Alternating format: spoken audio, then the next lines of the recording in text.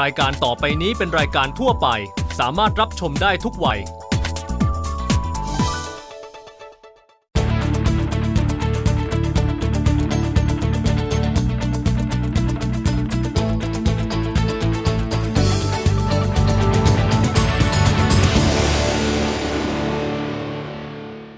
สนับสนุนโดยแลกเงินด้วยบัตรเครดิตกสิกรไทยเที่ยวก่อนจ่ายทีหลังไม่มีค่าธรรมเนียมผ่อนชำระได้จากธนาคารกสิกรไทย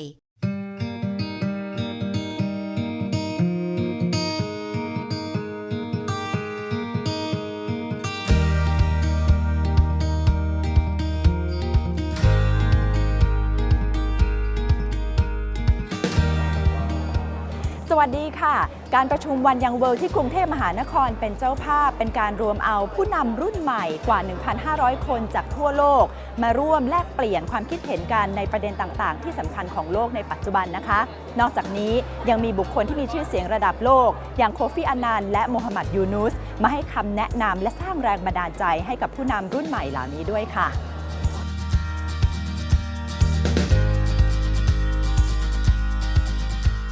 วันยังเวิลด์ก่อตั้งขึ้นเมื่อปี 2009 โดยเดวิดโจนส์และเคทโรเบิร์ตสันสองผู้บริหารของอาร์วาสบริษัทโฆษณาและประชาสัมพันธ์ยักษ์ใหญ่ระดับโลกวันยังเวิลด์เป็นเวทีการประชุมระดับโลกสำหรับผู้นำรุ่นใหม่ที่มีอายุระหว่าง 18-30 ปีเพื่อร่วมกันหาแนวทางแก้ไขปัญหาต่างๆที่โลกกำลังเผชิญไม่ว่าจะเป็นปัญหาโลกร้อนการก่อการร้ายผู้ลี้ภัยและสิทธิมนุษยชนสันติภาพและความปลอดภัยเป็นต้นในการประชุมจะมีผู้นำระดับโลกเข้าร่วมประชุมด้วยเพื่อแบ่งปันประสบการณ์ให้กับผู้นำรุ่นใหม่เช่นโคฟีอานันศาสตราจารย์มูฮัมหมัดยูนุสและบ๊อบเกดอฟการประชุมที่กรุงเทพในปีนี้เป็นการประชุมวันยังเวิลด์ครั้งที่ 6และถือเป็นการจัดงานครั้งแรกในทวีปเอเชียหนึ่งในบุคคลสำคัญระดับโลกที่ได้มาแบ่งปันมุมมองความคิดให้กับคนรุ่นใหม่ในการประชุมวันยังเวิลด์ครั้งนี้คือนายโคฟีอานันอดีตเลขาธิการองค์การสหประชาชาติคนที่ 7 ดำรงตำแหน่งในช่วงปี 1997 ถึง 2006 ผลงานยังต่อเนื่องในการสร้างสันติภาพให้แก่โลกทำให้นายโคฟีอานันได้รับรางวัลโนเบลสาขาสันติภาพในปี 2001โคฟีอานันได้พูดถึงประเด็นปัญหาการเปลี่ยนแปลงของสภาวะภูมิอากาศโลกซึ่งเป็นประเด็นที่ทั่วโลกจับตามองและปลายเดือนพฤศจิกายนนี้จะมีการประชุมระดับโลกที่กรุงปารีสเกี่ยวกับประเด็นนี้อีกครั้ง Back in 2008 when we tried to mobilize the world on your climate campaign for Copenhagen. I think back then we were all pretty disappointed with what happened. What are your hopes and expectations ahead of the COP talks in Paris? I think the atmosphere is better this time. Governments that were hesitant in Copenhagen have come forward with suggestions, ideas and proposals as to what they will do in their own countries. And governments are being pushed to come up with national strategies for tackling climate change. And some of the governments that had been hesitant in the past have moved forward, like India, the US has come forward, and China has made a major concession. The EU is solidly there. And I think today every country accepts that it has a responsibility, although we all agree that the developed world has to do more and take the lead for the others to come. It is unclear what the best approach to containing ISIS would be, considering its development. Would direct military intervention would solve the problem? What can be done to bridge the religious and cultural divides that cause the rise of ISIS? And what form of authority will take place? And how will this ensure peace if ISIS can be defeated? What ISIS did in Paris has woken up lots of people. And understandably, there's anger, there's frustration, there's a temptation to try to hit out. But these issues cannot be resolved with force alone. There has to be an attempt to deal with the root cause of the problem. That implies taking serious steps to resolve the conflict in Syria.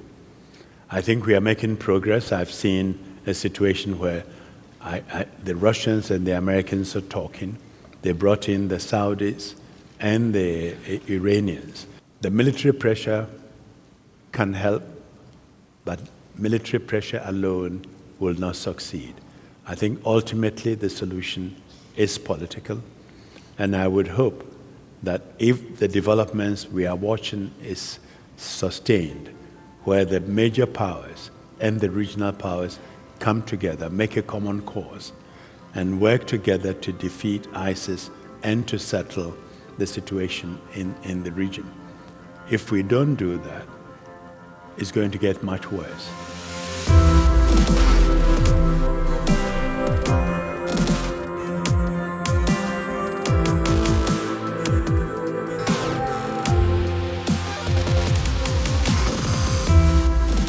Some of the most vulnerable and poorest people were actually being left behind.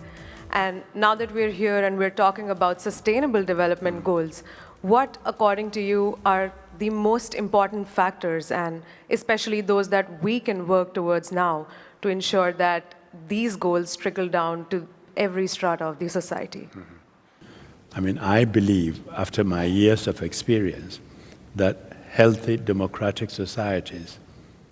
are built on 3 pillars, and you can see how that flows through the goals. The first is peace and stability.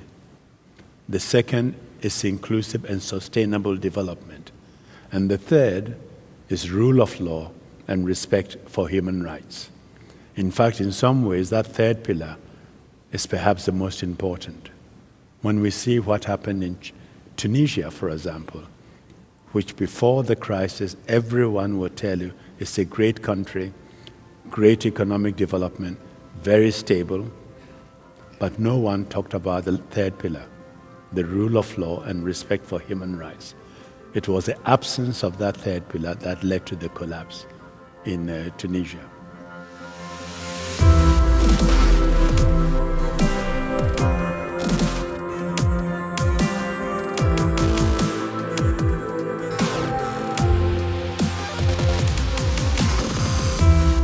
Don't leave it only to the politicians. You should reach out and engage. You have the capacity to do it. So don't sit back and say they are not talking to us. They are not paying attention to us. Make sure they know you are there. Make sure they are paying attention to you. You are leaders, and that's part of leadership. I have been truly marked by the speech of Kofi Annan at the beginning of the summit yesterday. And he said the following: if the leaders of your country are not taking the lead, then you should take the lead and they will follow you. I think this is the main thing I'm taking away so far, knowing that what I do in my country is leading my country, and we can use that as a great example to move forward and make real action in our countries. Thank you.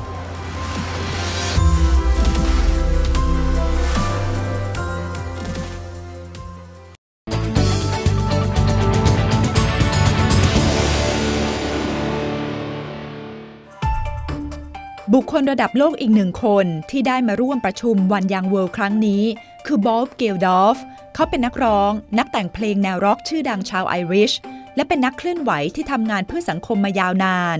โดยเฉพาะปัญหาความยากจนในแอฟริกา This generation, your generation, is already stained with blood. Your age group are the killers of Syria. The people your age are murdering people in Beirut, in Sharm el-Sheikh, and most immediately in our minds right now, those people who went to a pop concert in Paris on Saturday night, who tried to watch a football match, who went out with their girlfriends or their parents for a drink or a coffee, right now, those people in their minds because they were killed by people of your generation. Now, us old men, Professor Yunus and Kofi and myself, we too listen to old men speak to us that we were the glowing future. It's a cliche. You're the present. You are the present. Kofi and Mohammed and myself and the rest of us can't do much anymore. But the reason we speak to you is we are desperate for somebody to retract our failures. And that's why you're here. Go back to your countries. Get real with your governments. Get the people of your age group to understand precisely what happens. Stop with violence. It doesn't work. We've seen it time and again. We've seen the greatest of humans, Mahatma Gandhi, Nelson Mandela. In my own country of Ireland, the greatest of humans forswore violence, and they won. We're all going to go back to our countries, and we're going to try, just try, to stop hurting each other.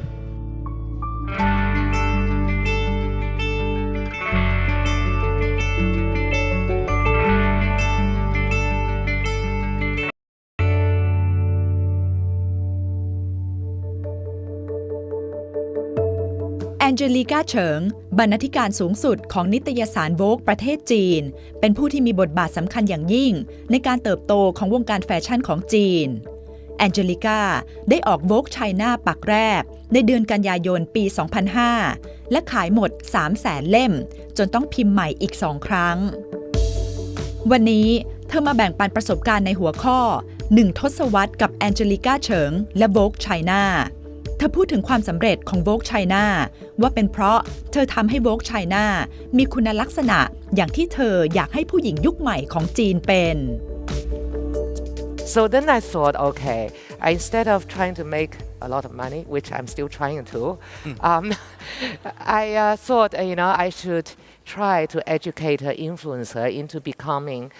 a kind of a woman that would be strong enough to survive on her own. So I thought, what would be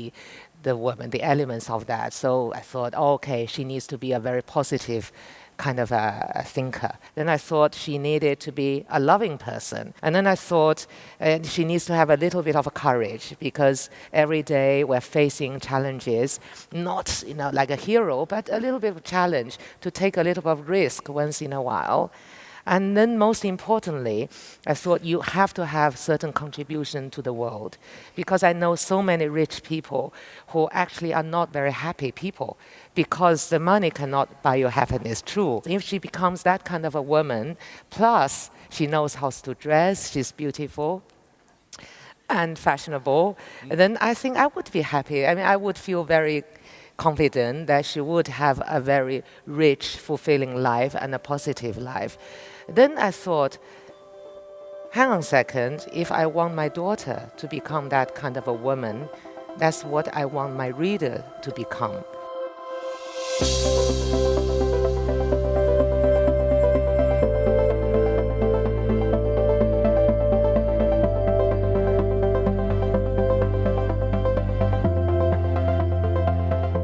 So from then on, about 9 years ago,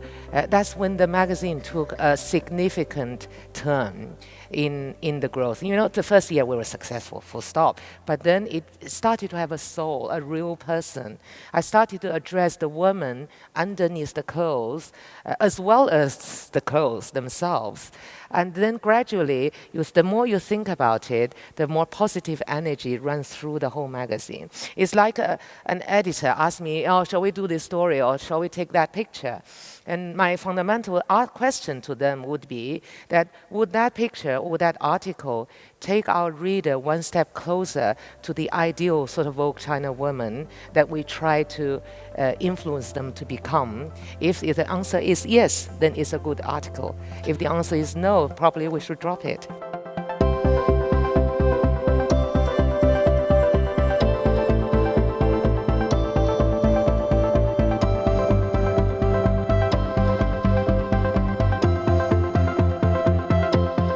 prosperity brings what? More communication and more exposure and more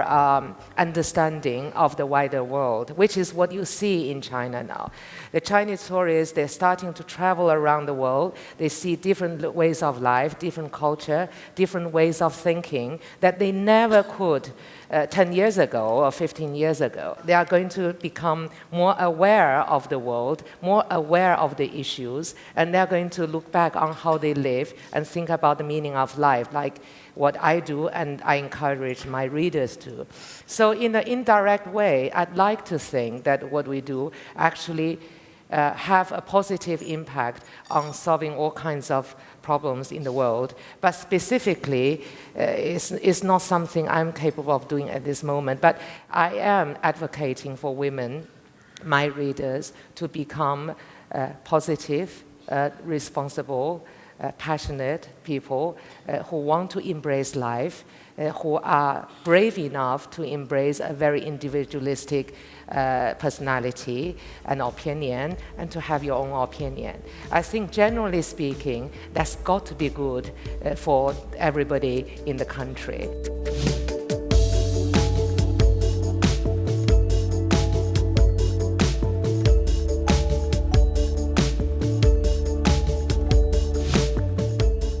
การทำงานในแวดวงแฟชั่นต้องพบกับคนที่มีอัตราสูงมากมายซึ่งเป็นความท้าทายใหญ่สำหรับโวกไชน่าซึ่งยังไม่เป็นที่รู้จักในช่วงเริ่มต้นแต่แองเจลิก้าสามารถพาโวกไชน่าผ่านอุปสรรคนี้มาได้ด้วยทัศนคติที่น่าสนใจค่ะ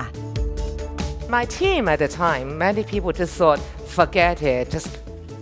even worse, actually expressions, just,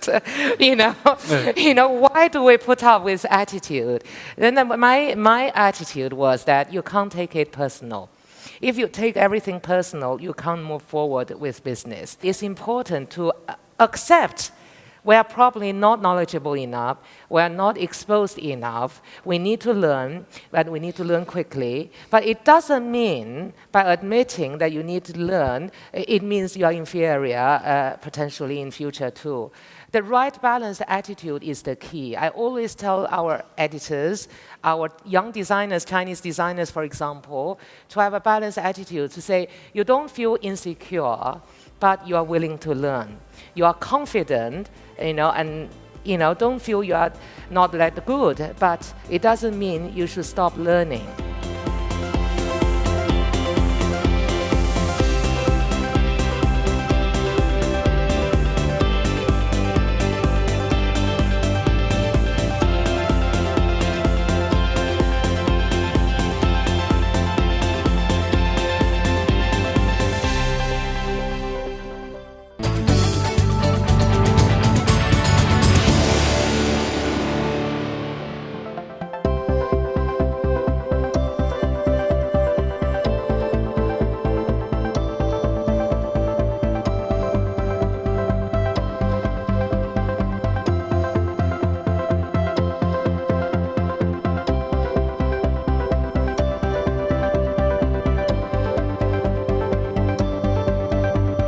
Well, it was really awesome to see the volunteering thing because in New Zealand there's not really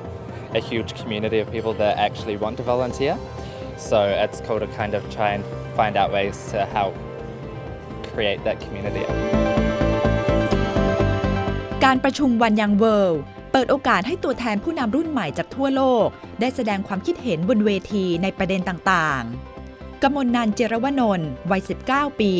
เป็นหนึ่งในตัวแทนคนรุ่นใหม่ของประเทศไทยที่ได้รับโอกาสนี้ กมลนันท์ถ่ายทอดประสบการณ์ของเธอเกี่ยวกับชะตากรรมที่ยากลำบากของคนไร้สัญชาติบริเวณชายแดนประเทศไทยซึ่งเป็นแรงบันดาลใจ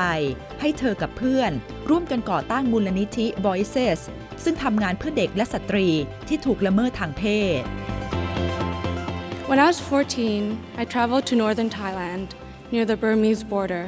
where I met a woman who I call Sunshine because the first time I met her, her smile just shone through me with so much strength and beauty. Yet she was abused, raped, and trafficked for several years. And when I asked her, out of curiosity as a 14-year-old, if she loved her boyfriend, who repeatedly beat her, she said yes. and she said she loved him because being beaten was better than being raped. She claimed that he saved her, and that was her definition of love. The year I met Sunshine, I co-founded Voices organization with one of my best friends, Saurin Pumarin, with the goal to help abused women and children, specifically those stateless, to help fight for their voices and rights. We primarily ran volunteering programs and fundraisers for donations. I don't have all the answers, but I believe the key is to understand that it is not solely the responsibility of governments and legislators. It is the responsibility of us all. Wearing the necklace that Sunshine made for me today, I'd like you all to challenge your governments, your businesses, and yourselves to provide the love and security we know of and strive for in our own lives.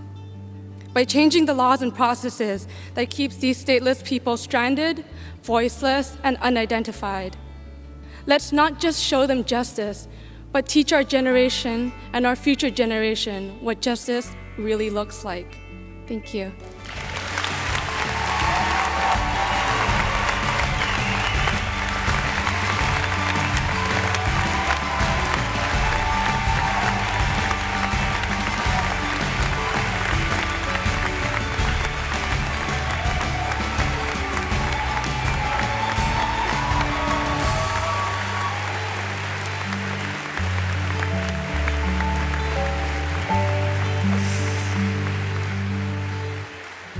นี่เป็นเพียงส่วนหนึ่งของงาน One Young World เท่านั้นเรายังมีไฮไลท์เด็ดๆของบุคคลที่น่าสนใจอีกหลายท่านซึ่งล้วนแล้วแต่จะมาสร้างแรงบันดาลใจให้กับเราทุกคนติดตามต่อสัปดาห์หน้านะคะวันนี้สวัสดีค่ะ